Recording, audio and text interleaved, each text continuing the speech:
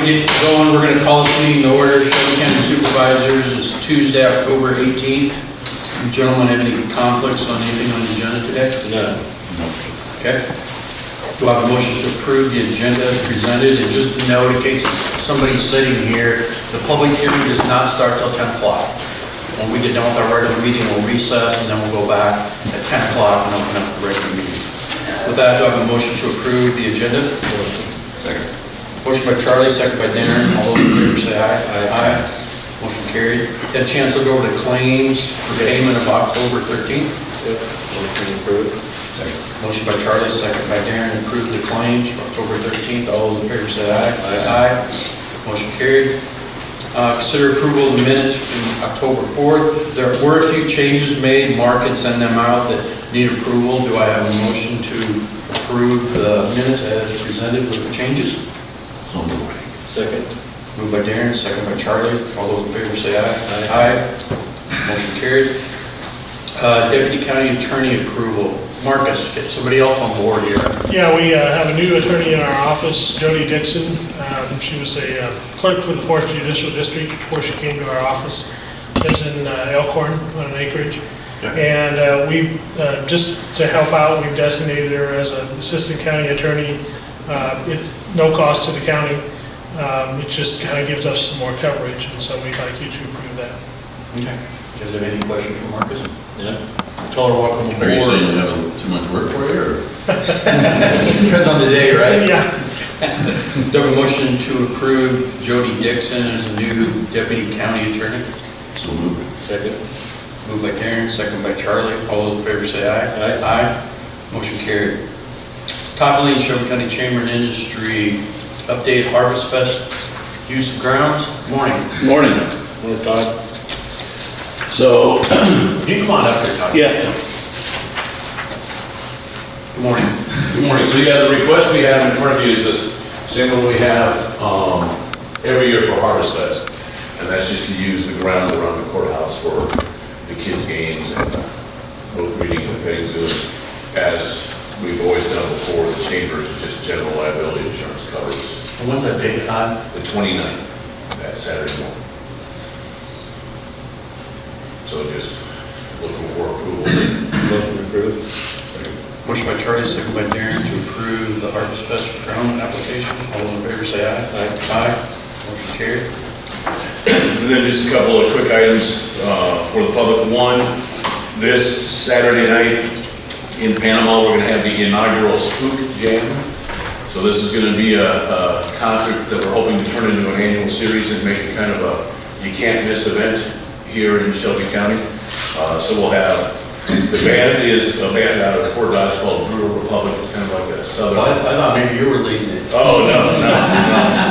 But they're kind of like a southern country band, you know, really good band. Then you'll have a steak sandwich dinner with it, and then we're doing it at the Bet Rim, so of course we've got all of Dean's brewing that he does up there that you can sample. And so anyhow, the tickets are available at the chamber or through a board member of the trails. And again, it's Saturday night, so hopefully we get this thing sold out. This Saturday? This Saturday night, yeah. And then the last thing I wanted to mention, Governor Reynolds has declared October to be Disability Employment Awareness Month. So this is just trying to get more folks who have disabilities into the workforce. And so they're actually going to do it's going to be a virtual event, but it's going to be Iowa Vocational Rehab Services and Iowa Works. And it's going to be on Monday the 24th at 2 o'clock. And if you go to the Iowa Vocational Rehabilitation Services Facebook page, you'll see it so you can register there because it's one of those tiny URL registers. But anyhow, they're just going to discuss how you can make your workplace more accessible to disabled employees. So it's a good little seminar to attend. Won't be very long. Won't be about it. But encourage people to check that out. All right. Okay. All right. Thanks, Todd. Yep. Department head reports. We'll start with Brandon, Secondary Roads. Good morning. Brandon, you got a few things on the agenda. I'm trying to keep it busy as I can. What I have, the plan sets that are on there, the first is F-24 from Old 59 over to the east city limits of Irvine, and then some work in Defiance and some work in the city of Irwin. It's the one we tried to let last year, and there were some discrepancies with some special provisions, so. Yeah, it's time to get this one done. I was hoping it would be done this year, but. And it would be let January? January letting to coincide with the IODOT, they're letting Highway 59 from where they quit here in Harlan up to the county line, so. And when do you anticipate with this approval, when it'll be next year? Construction season next year, Okay. they allow paving to start in April, and it has to be wrapped up by November 15th, so. Okay. But fingers crossed it's somewhere within that time frame next summer. But getting into the January letting, hopefully it gets it on their schedule, and it'll get done next year. And I guess engineer's estimate on that, and this includes the Irwin work, is $4,142,000. About what it was 2 years ago. I think we were at 3.8 last year, so it's up some, but I guess we'll see what they come back. The prices swing. Hopefully it comes in. The prices swing so wildly right now. It's 10% less than your estimate or 30% more, or right on the nose. So we'll see when it comes around. Okay. Do I have a motion to approve that? Motion by Charlie, second by Darren. All those in favor say aye. Aye. Carried. The other plan set that's on there, it's pavement patching on M16 from Shelby up to F32. That stretch of road's getting tired, it needs some patching on it. And we're gonna do some full depth asphalt patching prior to an overlay. So we'll get all the joints and everything that's needs help fixed. And then the next year or the year after, we'll come in, mill off the surface, put asphalt back on it, and be good road for. Do you anticipate all these will be let in January? Yes, Okay. yep, this is January letting as well, and it'll help to have an asphalt plant in the county. Right. The patching contractors will talk to the paving and have something worked out. Engineer's estimate for this one is $389,000. That's all farm to market money. Both these projects are farm to market money. Okay. Any other questions for Brandon? Motion to approve that? Second. Motion by Charlie, second by Darren. All those in favor say aye. Aye. Motion carried.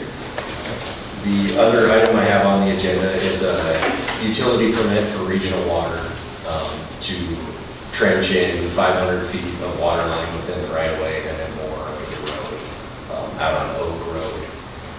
They have everything into me except for their bond, and I've been working with Gale at Regional Water, and also their bonding companies contacted me. I believe it to be forthcoming here soon, but all of their easements, they have all the easements turned into me, their insurance is turned into me, so I guess I would recommend conditionally approving this to be fully approved when the bond is turned into our office, and I'll review it if it's satisfactory then. Do they also have the easements? Yep. Going the road as they get into the farmer's field? Yes, yep, the easements for all property accesses. That's part of our obtained and turned in. permit process. Yep. What turned are they in. doing? Are they expanding to Just- more? Just going off the line and going to another shed. Just one, Yep. okay. Okay. Do I have a motion to approve the regional water utility So permit moved. with the caveat that they have to have the bonding in Yes. place? Second. Darren, second by Charlie. All those in favor say aye. Aye. Motion carried. Thank you. Okay. And then, I guess, brief update, we have the 350 from Western back, working on 2200 west of Defiance. Not working there today and tomorrow, with the water we have to get, when it's 18 degrees, they're kind of finicky about letting us get water, and it's cold, so, be back up there probably Thursday, and hopefully get that road finished, and we'll see what the weather is. We've rented it from Western, we're still good on hours and stuff, but we'll see. I was on there Sunday. Big improvement. It is. It's got ground in the road. Yep. Used to be just flat. It's a lot different than it was. It is. Of course, it's a little narrower. Yep, and then, and really after it rains on it once and you get them bladed again, they look really good, so. Okay. Got it down to an exact science, compaction is the main thing, so. Hopefully be able to get that grinder from Western next year earlier, or be able to purchase our own. I haven't seen any numbers on that yet from the Nebraska machinery, but always something in the works. We finished stockpiling in Harlan yesterday, made all the piles a little bit bigger than usual, but with rock increasing, trying to save some money now instead of spending it later. And then the pits are actually almost out of rock. We got cut off on gravel, and I think Martin Marietta's trying to make some, but there's a lot of people trying to get it now. So it's kind of a ebb and flow thing with their pits. And then Denko was here last week, got the rumble strips poured on F32, and Ridge Decks patch. They'll be in tomorrow, I believe, to cut in the rumble strips. Some people mop in the rumbles. Denko actually cuts them into there. So they'll be in tomorrow to cut those, and then they're going to saw cut the ones at F32 and M16 into that asphalt. I didn't want to put new concrete ones in there. They're just going to roll the road up in 3 years. So they're just going to saw cut the ones in there. M16 south, F32 for the 3 years.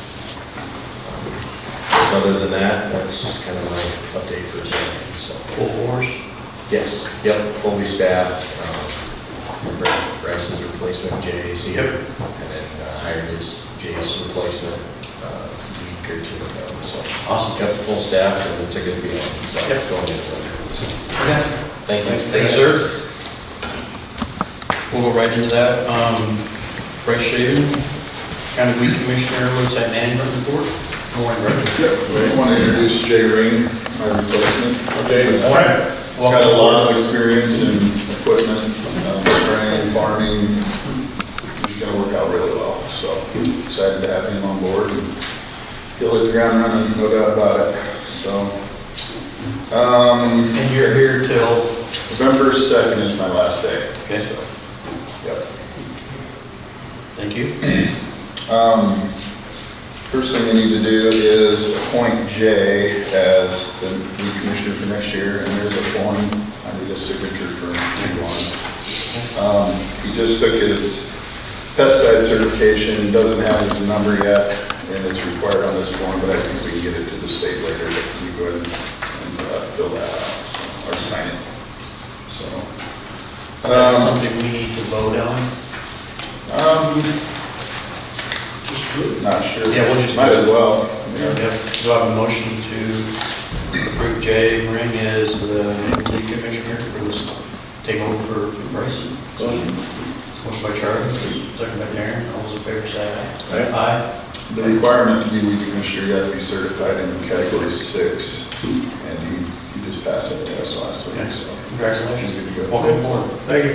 What's this other number you're talking about? His number from the state is Certification. certification number. Yeah, since he was certified a long time ago and let it go, but he's got to get a new number. So, yeah. Then on to the weed commissioner report, see everything I have to do. Really not a lot of changes from last year. We've got leafy spurge in the county we're trying to fight. It's a tough one. It's got a real woody, but it's hard to kill. So we got a few spots in the county we just hit every year and knock them back. And Is it getting worse or it's staying the same. Yeah. It's funny, there's 1 mile in front of the county golf course, that highway that's got it, and just another couple miles in the county and it's nowhere else. So it's in the Nishnabanda corridor. If you look in the creek banks at the right down here, you can see the flower there. It's coming down the river, so out of Carroll County. But if you drive through Carroll County, they're doing nothing about it. It's on the road's shoulders. It's horrible, so it's something that they're gonna have to take care of it. But it's a tough one. We got 1 spot in the county of Keeble, which is a bad plan for a lot of the counties in the state, but we've got 1 spot. And it's kind of, it's an ornamental, people use an ornamental. It's got like an egg shape, a big round egg shaped head. And I think somebody just threw one out of the ditch after they got sick of their flower arrangement and it took off. So we keep an eye on that spot every year. I think we pulled 6 plants out of there this year. As far as candidate thistle, I had to approach 6 people this year, and mainly it was in CRP, so you get that under control. A lot of it's in the pollinator CRP, so it's kind of hard to deal with, but we got them on a plan of attack, and we're in good shape in the county, weed-wise. I heard water hemp was really bad this year. Is that something you guys fight with in the ditches or No, just, it's in the field? It's in the field, it's resistant to just about everything, so, yeah, it's gonna be a tough one. So, Palmer amaranth, we haven't seen in the county, but we're keeping an eye out for it. That's the one plant you have to take care of. It's a must. So, You can only do that by digging it. probably it's best to cut it and get it out of there and burn it. So, but we've been fortunate. I haven't seen that. I have seen it in Pot County, but I haven't seen it here. So, always keeping our eyes to the ditches for new stuff. So, but looked like we spent about $18,000 in chemicals this year, and I was out for about 7 weeks with my knee replacement, so the guys had to fill in for reseeding and stuff. Didn't get as much freight as we usually do, but we did get about half the county done. So, and that's pretty good. If we get half done every year, we'll take that. So, but other than that, nothing new and surprising in the weed commissioner report, and I just need a vote and a signature. So. Yeah, we'll get that after this, when we recess here. Okay. Thank you Sounds good. for your year's service and everything you did. Appreciate You've done a it. great job there, so a lot of time, so Learned a lot and enjoyed myself, so thank you. on to the next chapter. Thanks, Bryce. Thank you. Next on the agenda, Geraldine Greer, Shelby County Reporter, quarterly report. Morning, Geraldine. Good morning.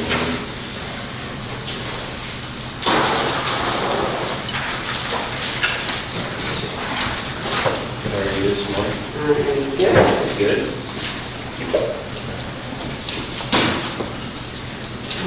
So what I gave you there was just a quarterly report.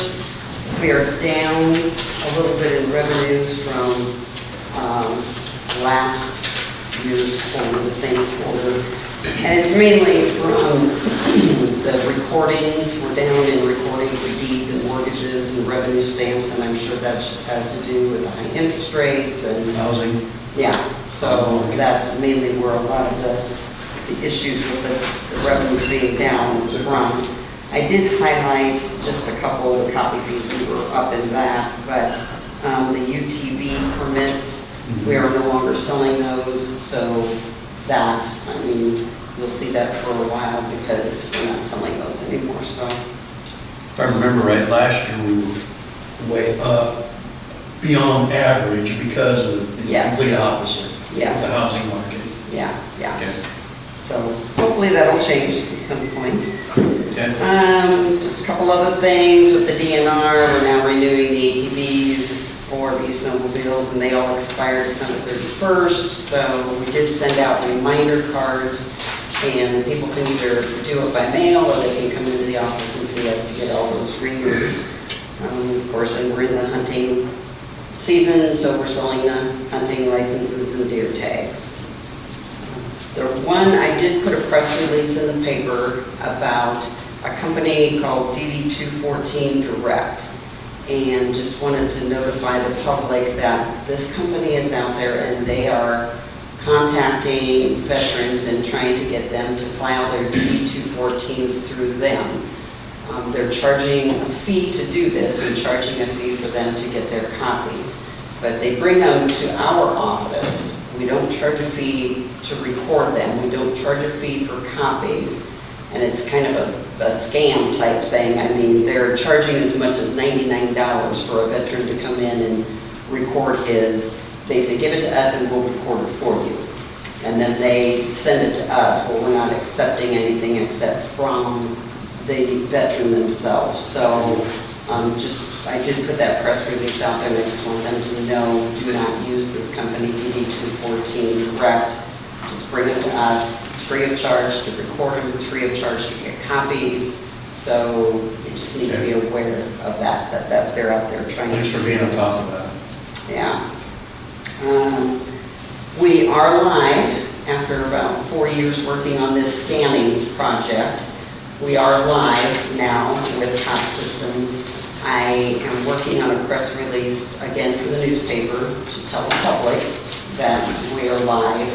And then we'll have some handouts and some advertising and stuff on that. We should be able to put the link on the Shelby County webpage so people can go on there and, get access that way. There is a little training on the website so that if, you get on there and you're not sure how to use it, there's a little training thing on there that will take you through how to use the website. But the girls and I and the auditor's office have been working on that, just kind of going through and trying it out, and Adam fix a few things, and so I think it'll... Is it pretty user-friendly? It is pretty user-friendly, yeah. You just, mainly if you're going to search a name, it's going to bring up the index books. And like if I'm going to search Greer, it'll bring up the index books, and then you can pick a year, years that you want to search it, and go that way. So will it keep track of how many hits or how much use this site is getting used? I'm sure it will. I don't know, but we'll see that. I probably have to contact COT to see, but yes, I'm sure it will. So as soon as I get the press release ready, I'll get that in the newspaper with a link, and then, like I said, I'll also get Taryn get it on the website so that people can go in that way, and so it's kind of exciting. Okay. Thank you. Yeah, thank you. Thanks, Terry. Next on the agenda, Resolution 2022-46, set hearing date for internal loan. Mark? Yeah, all this is it's a yearly thing. And what it does is, excuse me.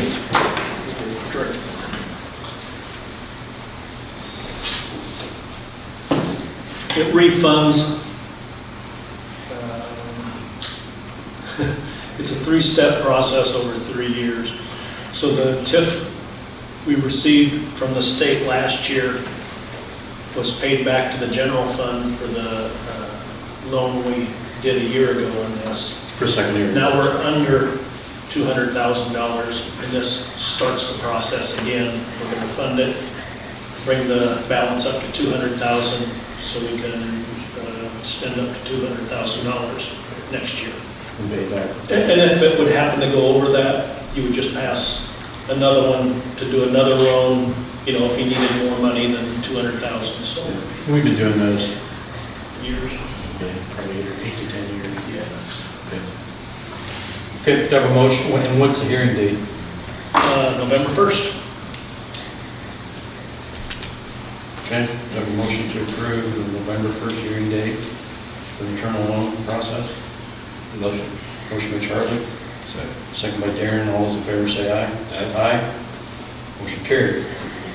Next on the agenda, consideration of ISAC contributions for compaction study funding. At our ISAC convention here a couple months ago, the ISAC board voted to try to work with Iowa State University to do a study on compaction for during utility construction on wet soils. And this would be for all utilities.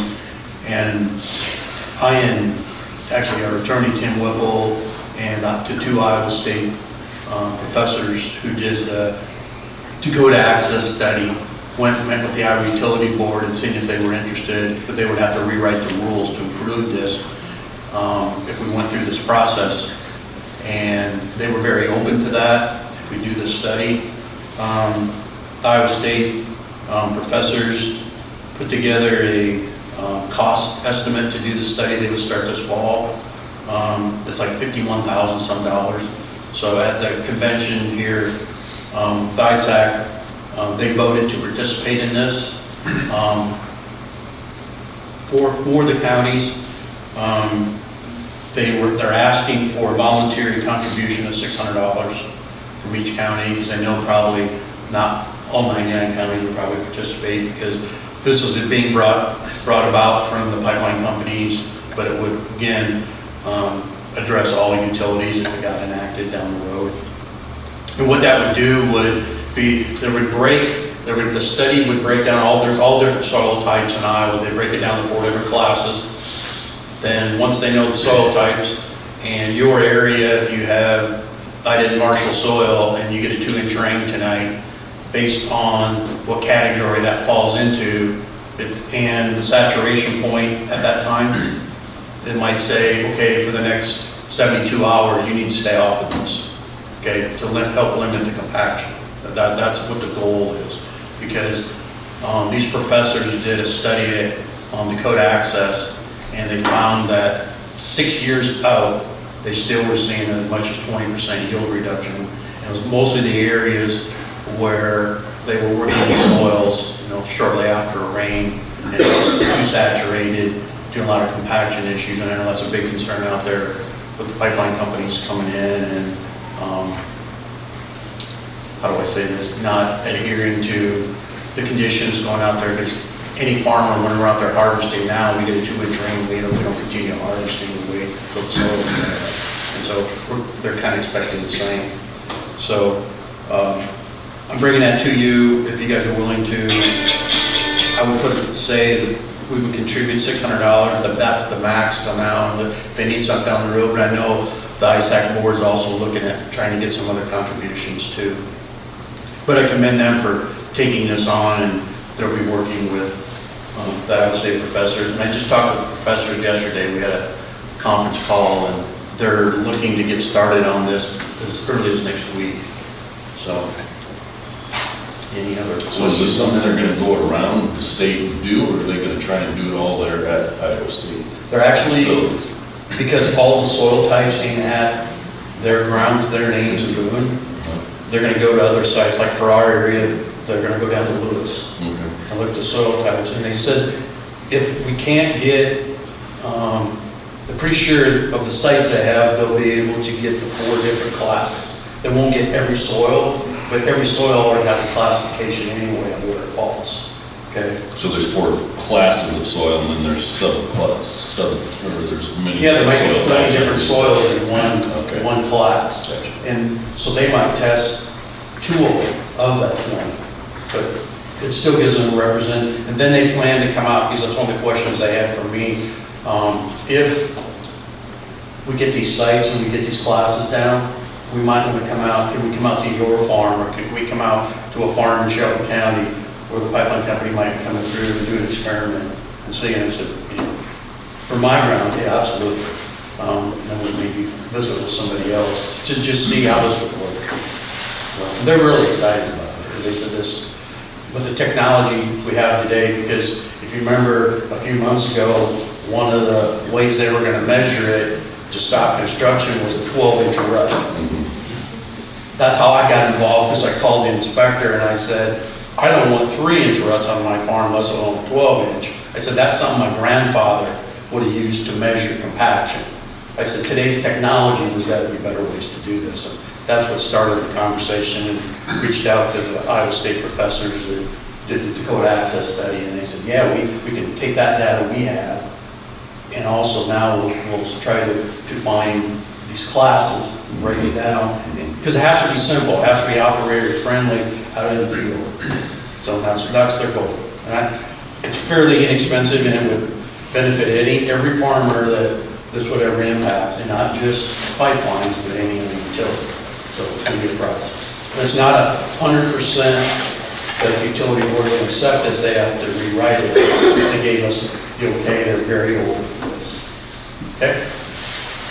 So if the other counties, you said it's about $600 per county, we approve our $600, if only half the counties do it, are we gonna need to? We'll have to deal with that if they'll come back to us, or, again, they're looking at some of the other organizations, like the Farm Bureau or corn growers, that might get some other contributions out I of would it. think we would. Yeah. Most counties would contribute, I would think. Yeah, because there's 3 of them coming in, I think it affects almost 70 counties now, so. I would make a motion that we approve the $600. Okay. I have a motion and a second to contribute the max of $600 towards the ISAC compaction study. All those in favor say aye. Aye. Motion carried. Thank you, guys. Election setup assistance approval, Mark?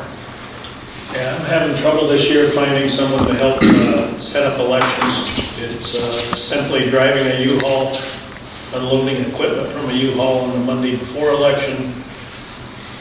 Election morning, being there in case there's a run needed, something at one of the outer precincts.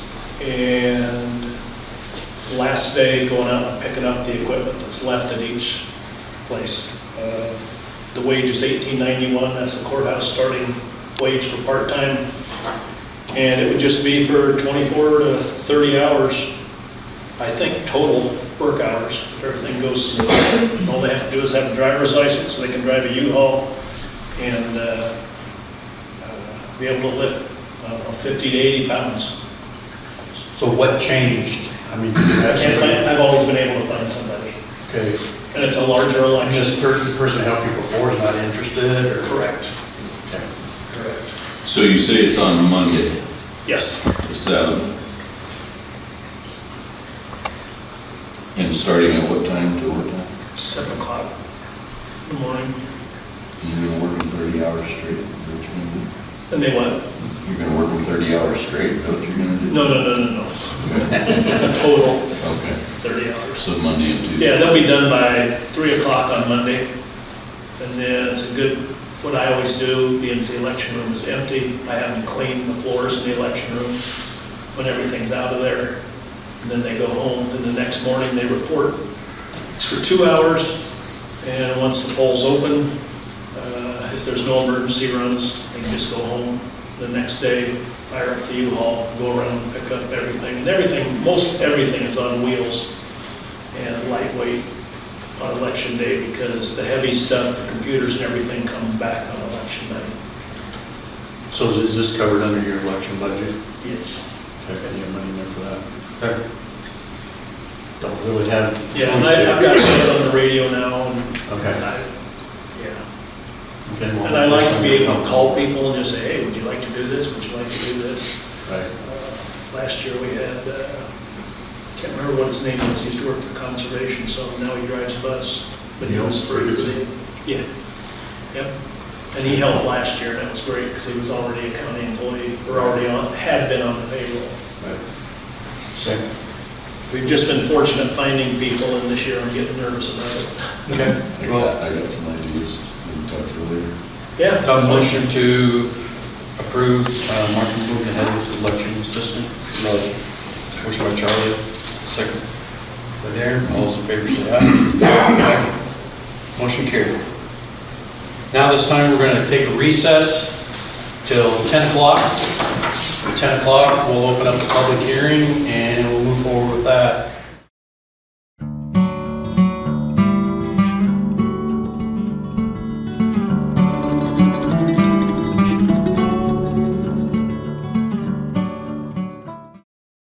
Okay, I'm going to go ahead and open up our regular meeting for the recess. Next, we're going to have a public hearing on ordinance number 2022-4. It's an ordinance amending various sections of the Shelby County zoning ordinance, which was 2006-6, transportation of hazardous liquid through hazardous liquid pipeline.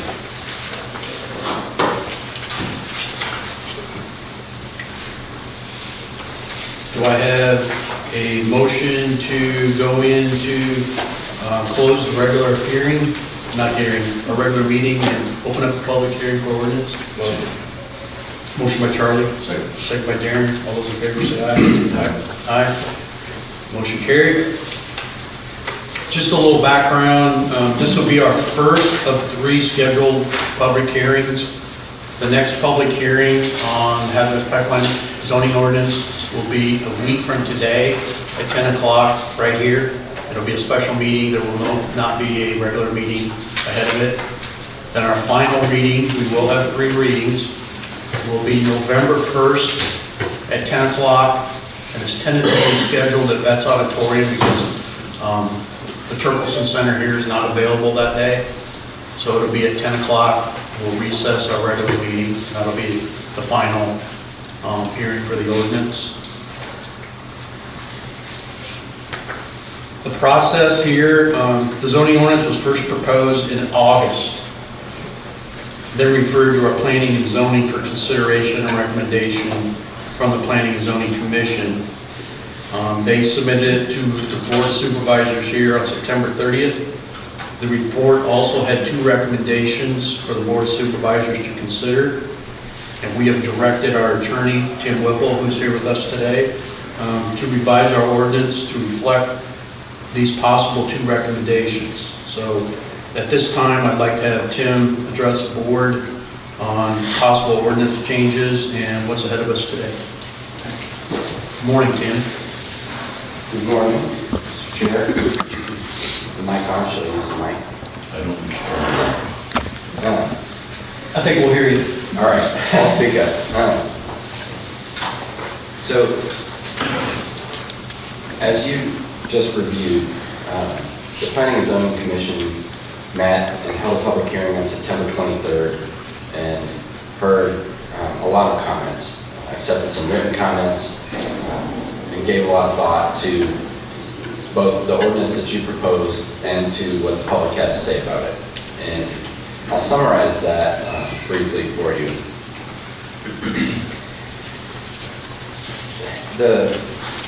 They produced a good report, and if you have a chance to look at it, and anyone who has a chance to public document, take a look at the report with the recommendations from the Planning and Zoning Commission. But they tried to summarize what the public said, and the concerns that people raised fell into 3 major areas. People are concerned about proximity to a hazardous liquid pipeline or existing uses and future uses. People are concerned about the impact on economic development and tax base. And people are concerned about other uses of the land, especially in the future, such as for housing development. The Zoning Commission is convinced that the safety of people and the preservation of existing uses is a priority of Shelby County. The proposed route for the Summit Carbon Solution Pipeline passes very near the city of Erling and is just outside the city limits. Local officials and the public have shown a concern and a need for setbacks sufficient to protect the health, safety, and welfare of residents, as well as preserve their existing and future uses of land and structures. This is summarizing the testimony that the Zoning Commission heard. There was testimony that on the economic development side, a hazardous pipeline could affect property values, tax revenues, and the willingness of people to locate to areas where there's a pipeline. On the future use of land, such as for housing, there were concerns that future development would be stifled, restricted, or halted in areas near the corridor of a hazardous liquid pipeline. The Commission noted that the current comprehensive plan for the county establishes a 2-mile buffer area around the limits of each incorporated city in the county. The purpose of that buffer is to allow cities to grow and expand in the future without coming into conflict with existing uses. Ultimately, after considering your ordinance and listening to the public, the Commission found that the proposed zoning ordinance amendment is in compliance with the current Shelby County Comprehensive Plan, and that the ordinance is in keeping with the goals and requirements of Iowa Code Chapters 335, the zoning chapter, and Chapter 479B, the hazardous liquid pipeline chapter.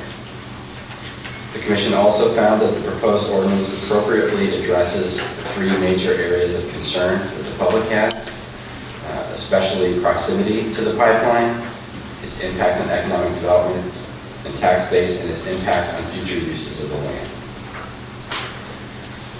So that's a long way of saying they liked your ordinance, most of it. We did want you to look at 2 things. The first consideration was for wells, and consider a setback for wells.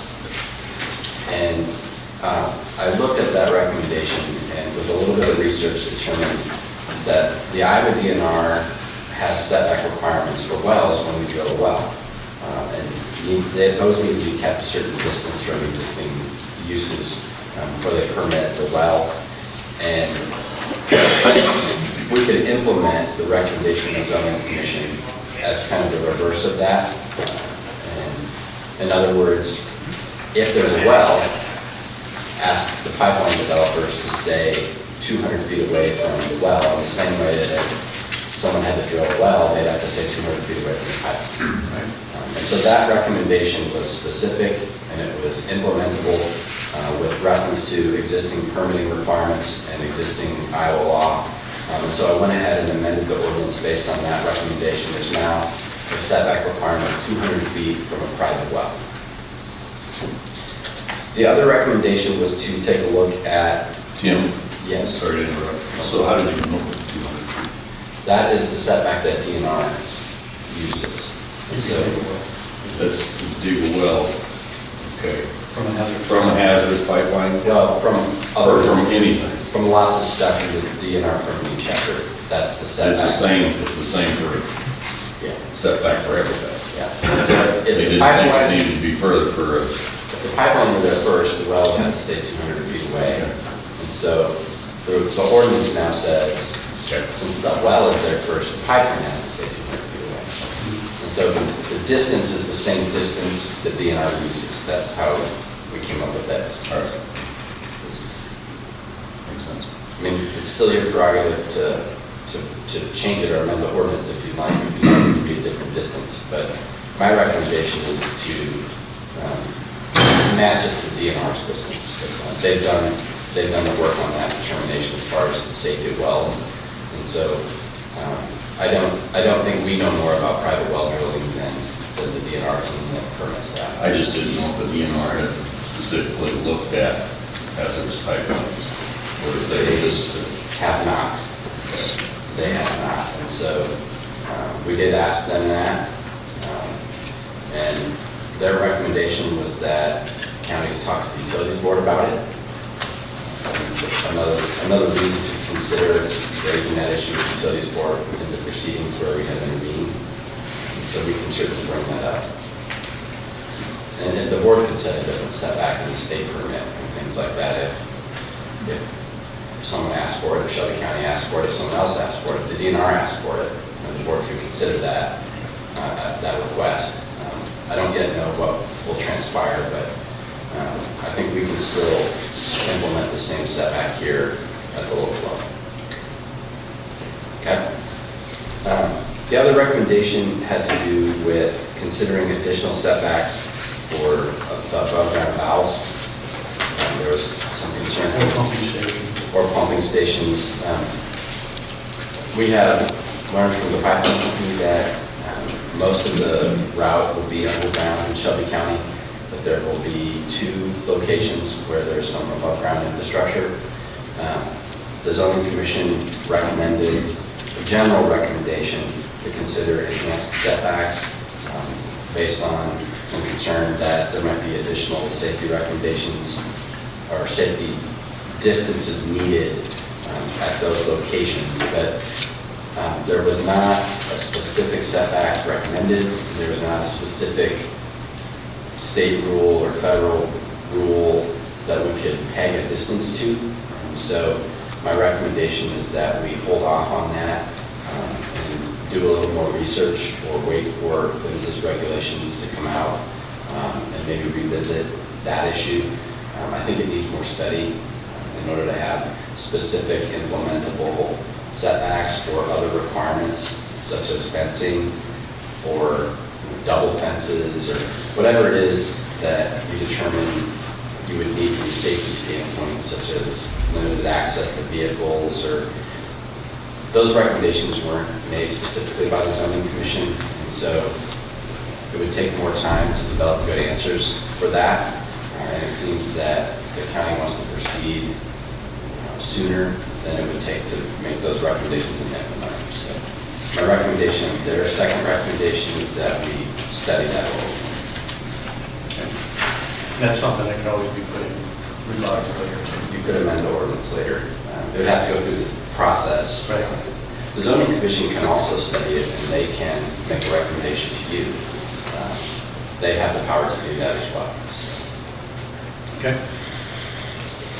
The last thing I want to note is, in looking at the ordinance, there was a requirement for the pipeline companies, whoever they are, any hazardous pipeline companies to apply within 7 days of certain events that take place at the utilities board. And that's a pretty short time frame. And so I have added some language that provides the Board of Adjustment the flexibility. Well, the zoning administrator and the Board of Adjustment, under the new language in the ordinance, have some flexibility. The zoning administrator can extend it up to 30 days in terms of getting all the paperwork in. The zoning Board of Adjustment can extend it longer than that if they vote to do that. So the administrator can do it without a meeting and vote, but it can, under the ordinance, that deadline can be extended forward if the Board of Adjustment thinks it's appropriate. Doesn't change the 7 days, that's still kind of the target goal, but there's a grace period now, and the ability for your team to implement a grace period in order to get, it's a lot of information that the ordinance asks for. So I recommend that to you as well as a minor modification to the ordinance. That doesn't change any of the setbacks or any of the substantive requirements, it's a procedural and administrative recommendation. Then resolved is they still have to get the certificate of permitting. Yes. before they move forward. Yes, that's correct. So by asking for a longer time frame, it actually prolongs the process for themselves too. Yes, that's correct. All of that has to be compiled and submitted to the zoning administrator in advance of the required hearings of the Board of Adjustment. So those are the things I wanted to note, the recommendations that I wanted to make on the ordinance and the summary of the zoning commission. So happy to take any other questions. Are you able to give a little, do we have any more comments on the summary of the ordinance? That, I mean, it's been out there since August. I'd say probably most people sitting in this room have probably read it or read the parts of it that they were concerned with, or I believe there the are two changes we made, Yeah. he has noted already from the original. I believe there are people here to speak, and so I didn't want to. Yeah, no, I didn't know if there's anything else that you've seen. The report does summarize all the comments that were made at the zoning commission public hearing. Right.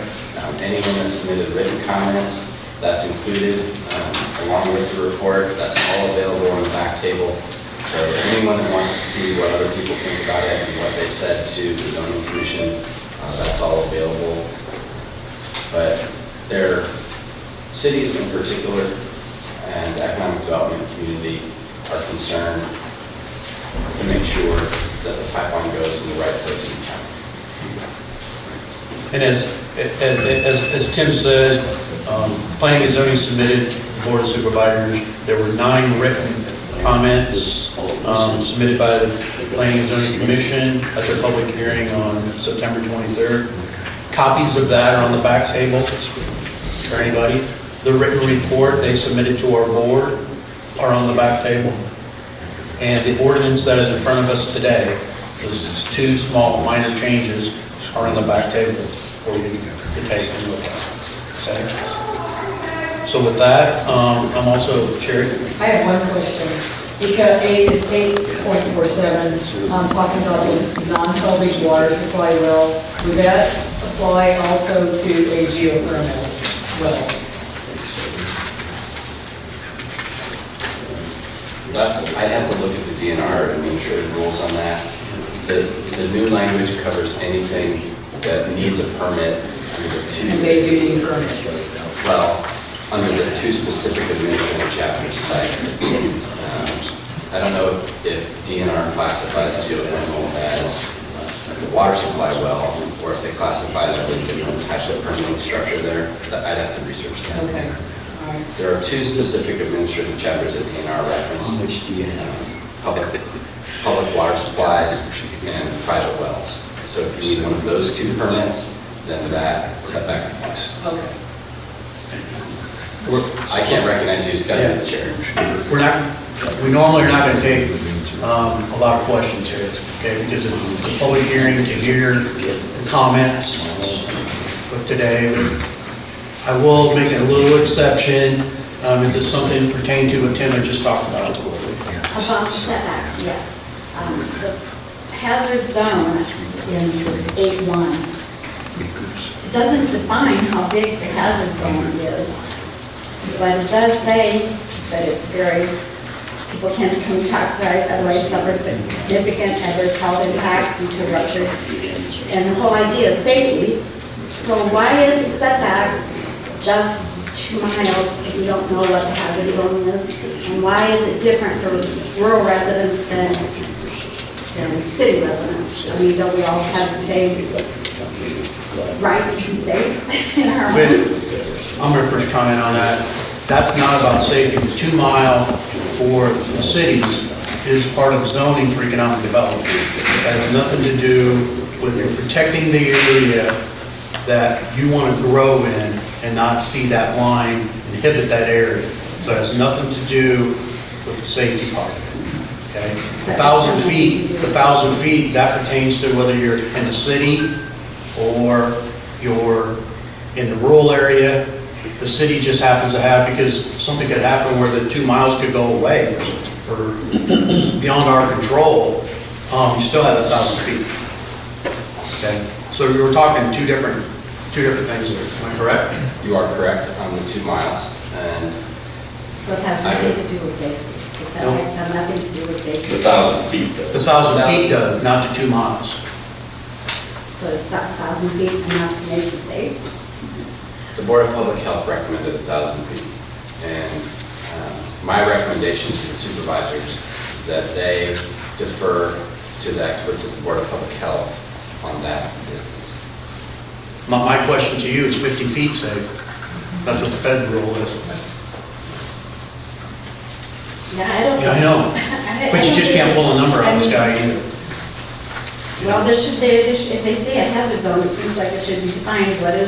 How big is the hazard zone? But that's also part of this ordinance. We're requiring that information on a hazard zone, a blast zone, fatality zone, because we don't know what they are.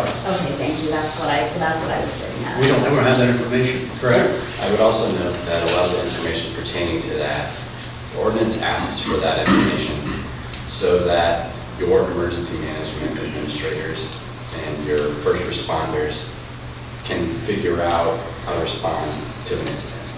So there's a lot of components to the ordinance, and there's different things that it asks for are targeted at different reasons. And some of the information regarding that will be submitted definitely to PHMSA by the company and probably to the Utilities Board. They'd like that information too. Everybody would like that information in order to plan. But that information doesn't necessarily go to the setting of the setbacks, if that makes sense. Yeah. We're going to proceed with the hearing. Thank you. Okay. Thank you. I got some guidelines for public speaking here today. We welcome public comments during the hearing. In general, individual board members do not respond to public comments during the hearing. Each speaker is limited to no more than 3 minutes for speaking, must speak from the podium, and first state his or her name for the record. Comments should be directed to the board as a whole and should refrain from personal attacks. We will start with the timer after the speakers state their name, and speakers should conclude their remarks when time is called. We're going to conduct today's hearings without sign-in forms for speaking. See how this works today. We expect everyone to politely take your turn, and speakers may line up in single file behind the podium. Okay? And we're going to start with Tim. Tim has an opening statement, and then go ahead and file in line behind Tim. Okay? Good. Thank you. I'd like to just make what I'll call an introductory statement about the development of the ordinance to help frame the issues at a higher level so that when individual speakers come and address you, you'll have some of that background. The substance of these remarks is also what I presented to the zoning commission to kind of serve the same purpose that that public hearing is also part of the record. So I just think some of this information will be helpful. And so the chair asked me to just kind of introduce the topic with some of these remarks. So I want to begin by noting that pipelines generally have been a subject of considerable public interest, discussion, and debate in Iowa.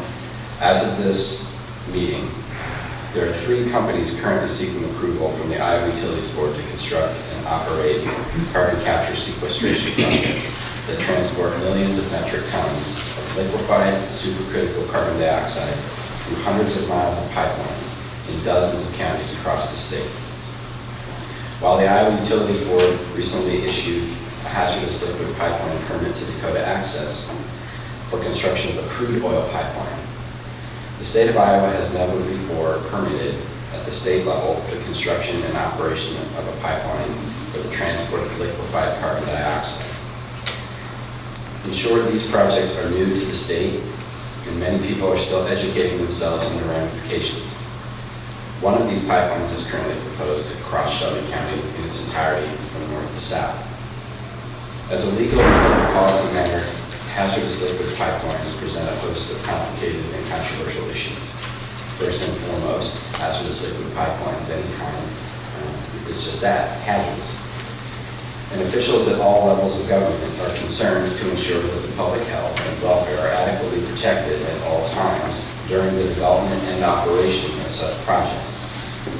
Second, these pipelines are major linear infrastructure projects crossing thousands of miles in multiple states. As such, they burden thousands of landowners who must either grant easement rights to the pipeline company or face having their property condemned by the state or used by the company. Third, because these pipelines are entirely devoted to the sequestration of carbon dioxide, they are complicated by the politics and policies of climate change and environmental regulation. Finally, because these projects represent a new and substantial use of land in the county, local officials must determine what local zoning and permitting requirements apply. That task is made all the more difficult by the substantial federal and state regulation of pipelines. In light of these considerations, the Shelby County Board of Supervisors, you all, has spent the past few months engaging with and listening to various stakeholders, including farmers, landowners, public health officials, economic developers, city officials, emergency management personnel, law enforcement, and first responders, regulatory professionals, engineers, lawyers, and pipeline companies. The result of all these discussions has been a desire to develop a local ordinance that protects the interests of the citizens of Shelby County while also respecting the regulatory prerogatives of the state of Iowa and the Utilities Board and the federal government at PHMSA. On August 2nd, 2022, the Shelby County Board of Supervisors met for the first reading and a public hearing on 2 earlier ordinances, Ordinance 2022-2 and Ordinance 2022-3. At the same meeting that you approved an engagement letter with our firm and asked me to take a look at those 2 ordinances. After looking at them, I determined that significant changes should be made in order to better adapt them to your local zoning ordinances. So on August 16th, we met again. At that meeting, I reported my findings and presented a new ordinance, very much like what you have in front of you today. I consider the first one the first draft, and this is more of a polished draft. You voted to refer that version of the ordinance to the zoning commission, and it is now back. We've summarized those findings. So at this point, I'd like to close by thanking the supervisors for the opportunity to work with Shelby County in connection with pipeline matters. I found this to be a very challenging and important project, and I look forward to continuing to working with the county and representing you in the IUB proceedings moving forward. And I will stay and answer any questions that you may have if they come up during the public hearing. Okay, thank you. I'll remind everybody, make sure your phones are off or on vibrate. So at this time, please line up for public speaking if you wish. Would you come in? State your name. Get your clock out. My name is Sherry Webb. I live in Harrison County, but my grandmother's Century Farm is in Shelby County, and we are in the path of the pipeline. I appreciate so much the work that you guys have done on this ordinance. And it's the safety of our families, the safety of our neighbors, the safety of our wildlife, our livestock is at stake here. But it's also the safety of our land. After receiving a letter or an email from an Iowa State professor yesterday finding out what negative 70 degrees will do to the soil and the microbes in the soil, you're basically planting in sterile soil. Nothing's going to grow in that until that's replaced. So it's the land also, it's not just that. And the fact that my grandmother's family has had that land for 122 years, and the fact that she was given land, because most times it's the boys that get the land, the girls get some money or some china or something like that. She didn't get as much as her brothers, but she did get land. And that land is precious to us, and we're the caretakers now. We've got to take care of it, so I appreciate it. I'm just going to, real quick this here, we have a petition, or we have actually several petitions here, there's several pages, but it's a total of 104 signatures. So this hazardous pipeline ordinance petition is presented to you, Shelby County Board of Supervisors, and those in county government by the concerned landowners, farmers, taxpayers, and citizens. We are grateful for our county's concern for our safety and the safety of our farm animals, the wildlife, and our land. You have our support and our appreciation for all your work and efforts regarding the hazardous pipeline that threatens the well-being of the entire county. Thank you for all your time, efforts, and work regarding this ordinance. Thank you. Oops. Wow, Tim's got you. Sorry. Potato there. I can't afford to lose Tim. We'll put this on. Thank you. Hi, I'm Janice Ball, I'm Harlan's mayor. Last night we had a city council meeting, and we passed a resolution to support the zoning commission in regards to the hazardous pipeline. There was an unanimous, that's a hard word for me. Council members all agreed. We have signed the resolution, and we do support the planning commission and the ordinance of the guidelines and that to protect and the safety of all of our citizens and the health. So we're presenting the resolution from the city of Shelby. Thank you. Thank you, James. Good morning, put that on file. Morning. Good morning. Mary Powell. Our family farm is located in Shelby County, Iowa. I want to thank the board for the ordinance that you're putting together for the safety looking at the citizens of Shelby County.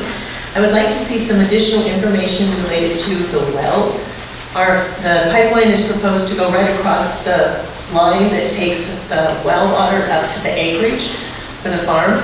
Knowing when you dig in soil, what vibrations in soil does to that, looking at what's the potential damage, is 200 feet a safe enough distance to be away from the well so that when they're digging for this pipeline, burying it, all the pounding, the hammering, whatever they're going to do, that it's not going to cause vibrations that can destroy that well or the pipelines that go from the well up to the acreage. And I thank the board for looking out for the citizens of Iowa. The motto for the state of Iowa is our liberties we prize and our rights we will maintain. So I appreciate the board taking a step to help the farmers and the landowners to maintain their rights to their land, to not let someone just come in and take it over from them. I know at a hearing someone had said, well, we don't want people to just pull the rug out from underneath Summit, but we also don't want them to be able to pull the land out from underneath the landowners. So thank you for the ordinance and the safety issues that you are putting into effect for the citizens of Shelby County. Okay, thank you. Morning. I'm Jenny Burnett, the superintendent of Harlan Schools, and I just wanted to say thank you again for expanding the zoning area. Our school district is only a half a mile away from city limits, so if we spread that out, that will help with the safety of 1,700 students and staff members. I want to reiterate one thing that I did say at the zoning committee too, is that while I understand that there are proposed federal safety rules in the works, it's unsettling that these have not been approved yet, and we're starting to talk about the implementation of a pipeline moving forward without federal regulations in place. So that is extremely important to us, as the safety is, along with the economic development, as we are trying to attract young teachers and young families to keep our school district thriving, and we need that expansion to be able to build homes and to attract people here and not be afraid of safety issues. Thank you. Okay, thank you.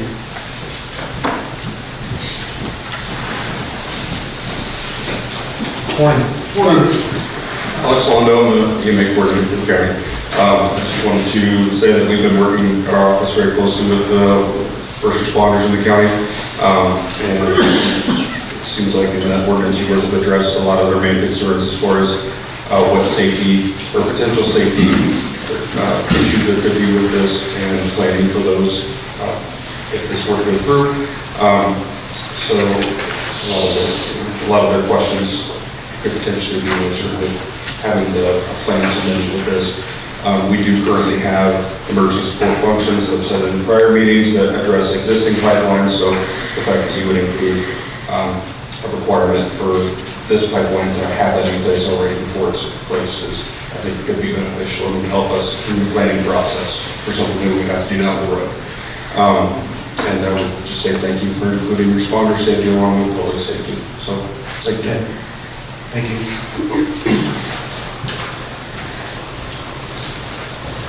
Morning. Julie Kaufman, rural resident of Shelby County. And I just want to thank the supervisors also, and Tim and the city planning and zoning committee. It's great that you guys are standing up for us, because many of us feel like many of our state and federal representatives are not representing us. This isn't, I mean, I really don't understand how the IUB can decide in the domain. I know this has nothing to do with that, but we deserve to be represented by our representatives, not just have them hide behind the, I mean, somebody has to hold the decision makers accountable. We can't fire bureaucrats, but we can vote people that don't keep us safe out of office, and we should, because they're not standing up for our rights. We do have certain rights, and people need, and we are trying to stand up for them here. We appreciate you guys so much for doing that, because it seems like it's not a green project. It's people that are green with greed. That's what it's about, money. It's not about safety. This is not environmentally safe, and it's not good for the land. I'm just shocked that this is even being done in America. It's just beyond my scope of understanding of what this is about. And I'm a capitalist. I'm all for making money, but not at the expense of the small guy. The government can't just support big business at the expense of the small businesses. And you know, there's this agenda 2030. I don't know if people are aware of that, but big government wants to take 30% of private lands and waters. That's not right. They can't just take our land. We've worked our lives for that. And this is going through our property. My husband and I have worked very hard to get our land, and we hope to pass it on to our kids someday. And we live there, and these setbacks are, I mean, I know it's for zoning, but I'm sorry, I'm emotional about it, because it affects me directly. And it affects everyone, because property rights affect everyone, and people can just take your property. I mean, if they can take our property, they can take anybody's property for their own private gain. And that's not right. Thank you. Thank you.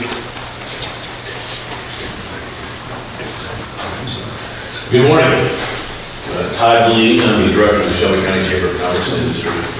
And again, just want to thank the board for the work that you guys have done on this ordinance. From a Chamber of Commerce level and from an economic development level, supporting our comprehensive plan, having an ordinance in place that will allow that plan to continue to be as effective as it has been, especially on the buffer zones around the cities and that type of thing. It's just vital for us right now. I mean, all of the statistics throughout rural Iowa, just not Shelby County, our populations are down, and we have employment needs across the board. We need to be able to attract more people here. One of the difficulties we have is some of our cities are a little landlocked to being almost 100% right now with their current city limits. So expansion into that 2-mile area, it's really not even a question of if, it's just a question of when at this point. Just finding a way to get those areas developed so we can attract the people. So again, just thanking you for the support, and again, from that economic development standpoint, it is a real concern. We need to, we're in the business of placemaking now. We need to keep placemaking now, making it hard for people to get there. So, thanks. Thanks. Morning. Good morning. I'm Lauren Hogan, the Public Health Director for Shelby County. I'm here to speak on behalf of the Board of Health, and I wanted to read the Board of Health position statement so that you have that for your records, and it is a matter of public record. So, the Shelby County Board of Health, after reviewing potential risk factors associated with carbon capture and storage processes and the subsequent piping through Shelby County, expresses concern for the risk of CO2 exposure to humans, the environment, and the livestock. Concerns related to pressurized CO2 include carbon dioxide must be under tremendous pressure to be in liquid form for transport, creating the potential for a pipeline rupture. A pipeline break could be catastrophic. Carbon dioxide is an asphyxiant intoxicant. It is odorless and colorless, making a slow leak difficult to detect. CO2 freezes skin on contact. In high enough concentrations, it will kill humans, pets, and livestock. First responders and hospitals may not be prepared for a mass toxic gas incident.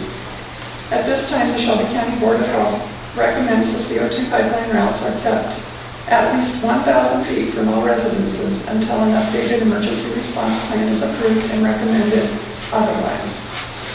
The distance between pipelines and homes may give residents enough time to evacuate and prevent fatalities or long-term health consequences should a leak or pipeline rupture occur. The Board of Health respectfully requests that the public health concerns are addressed to protect the health and safety of Shelby County residents until an updated emergency response plan is approved and recommended otherwise. And the Board of Health is very supportive of the ordinance, and they think that you have listened to recommendations, and we are, the Board of Health is looking to be flexible. If additional data comes out that would support a different distance, then that is something that would be considered. Okay. Thank you. Thanks, Laura.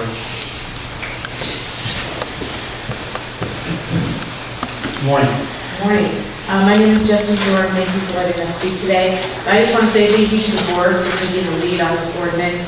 It not only helps Shelby County, but you've really set the groundwork for what we can do to protect the whole state of Iowa. And I know that I personally been taking this to other counties and hopefully having them follow your lead. So thank you very much for your time and your energy and just supporting your local citizens. We really appreciate it. Thank you. Thank you.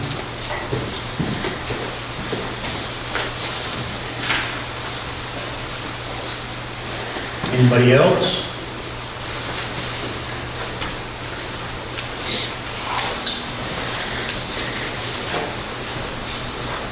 Good morning. Morning, Gene. Gene Getty, City Administrator here in Harlan. As the county seat and the largest city in the county, restate what I shared with the zoning commission hearing. The city council, similar to Erling, passed a resolution support which you have and was on file. And the significant impact to follow with what Todd said from a development perspective is a vital concern. Rural communities, we're not immune to it. Growth is important, and something such as a pipeline or anything of that nature that could potentially inhibit that, our governing body feels that's really important to protect as much as we can. So we, once again, do support the ordinance as presented with the updates. appreciate all your work, echo what this lady just mentioned as far as being a leader for the state. So appreciate all their efforts there. The impact on, again, growth would be very significant, and affecting valuation and property taxes. That's addressed Representative Holt and Senator Schultz, some of you may recall, were at the zoning hearing.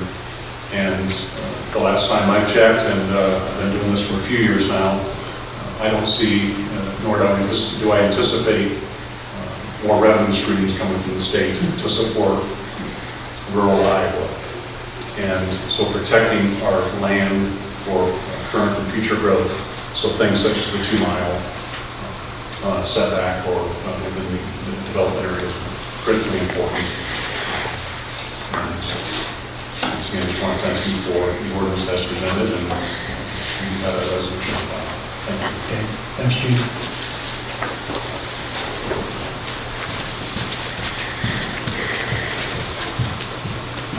Good morning. Jan Norris from Montgomery County, and I want to echo what everyone else is saying. Thank you for your leadership. You are helping pave the way to educate the rest of the state and things that we need to be concerned about, things that we can do for ourselves, and just how we can help ourselves move forward and think about things in a more logical and informed way. Thank you for your leadership. Thank you.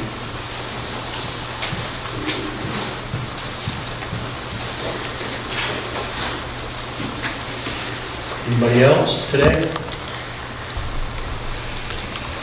Remember, we'll be having 2 more hearings. Can I just ask a question, please? Yeah. I don't know if anybody's taken into consideration the water pipeline that comes now into the city of Irving, because it's no longer from the water tower, correct? Is it piped from the Boca? It's on rural water, yeah. Rural water. So I don't know if any consideration has been thought about or given to any distance away from that very large water line in relation to the pipeline. So just a comment. Okay.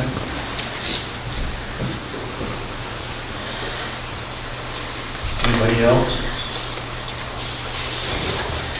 I'll also say, and I know I'm speaking for the board here, we have that 1,000 feet, like Julie had referred to, and that's a starting point, people. The feds are at 50 feet. And like again, we've come from the public health recommendation. In our ordinance, if you look at that, there's 11 items we've asked for related to safety to better educate ourselves and get the data for that.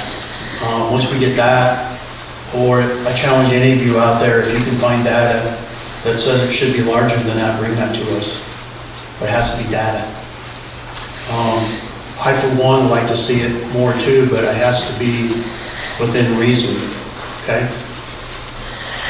I just have a question. How can we move forward until we have an emergency management thing in place? How is that possible? If they don't know if this is safe, I mean, we have no emergency management, how can they go ahead with it?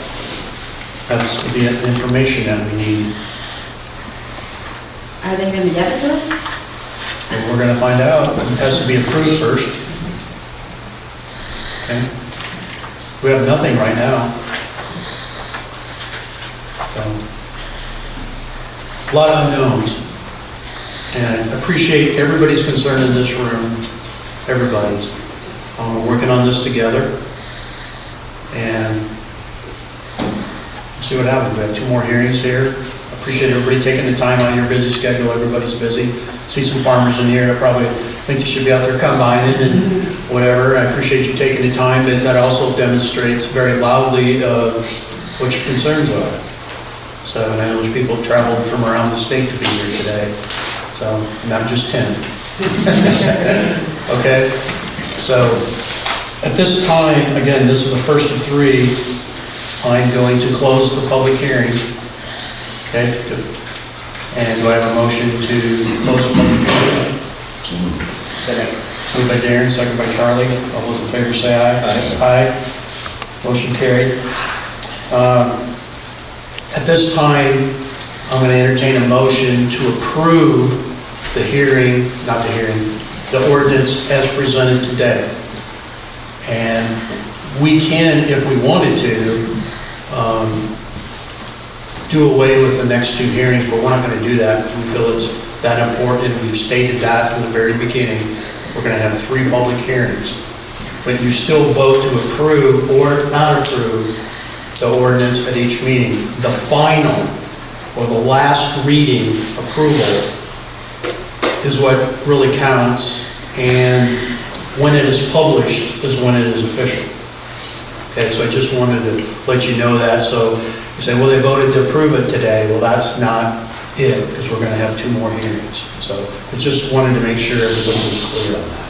Okay? So with that said, do I have a motion to approve the ordinance as presented today? Motion. Got a motion by Charlie, second by Darren. You guys have any questions or comments? Okay, all those in favor say aye. Aye. Motion carries. Okay, thanks everybody. Hope to see you again here.